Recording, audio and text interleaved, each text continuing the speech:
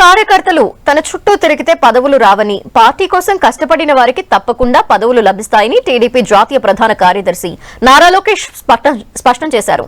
విశాఖ జిల్లా యలమంచిలిలో నియోజకవర్గ టీడీపీ కార్యకర్తలు, నేతలతో లోకేష్ ప్రత్యేక సమావేశాన్ని ఏర్పాటు చేశారు. తెలుగుదేశం పార్టీకి కార్యకర్తలే వెన్నెముక అని, కార్యకర్తలే పార్టీకి అధినేతలన్నారు. ప్రతి బుధవారం నాడు ప్రతి మండలం, జిల్లా కేంద్రాల్లో కార్యకర్తలతో నేతలు సమావేశాలు నిర్వహించి సమస్యల్ని పరిష్కరించాలని నారా లోకేష్ సూచించారు.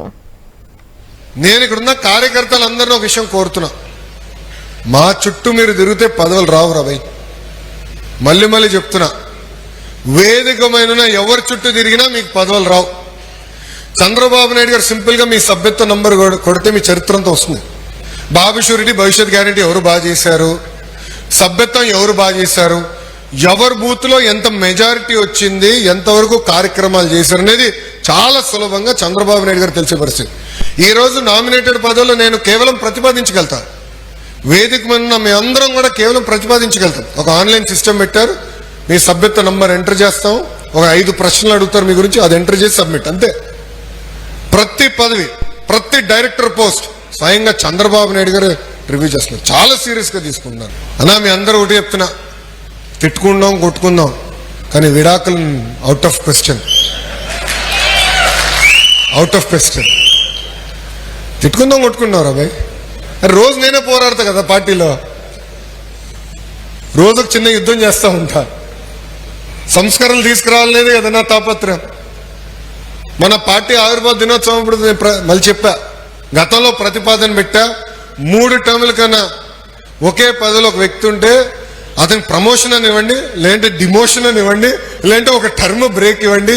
ఎందుకంటే యువరక్తం పార్టీలో నిరంతరం పారాలి. ఆ మార్పే కార్యకర్తలు, తెలుగుదేశం పార్టీ అధినేతలు.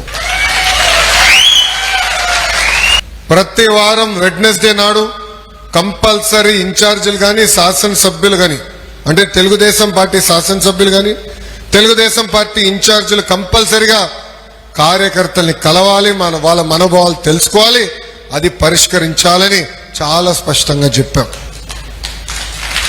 నియోజకవర్గాన్ని వదిలి వేరే నియోజకవర్గానికి ప్రయాణం చేస్తున్నాం. పెద్దలు ఈరోజు అన్నారు 83 రోజుల్లో 1 కోటి సభ్యత్వాలు సాధించామని. సాధించింది నేను కాదు, కార్యకర్తలు. మీరు పడిన కష్టం.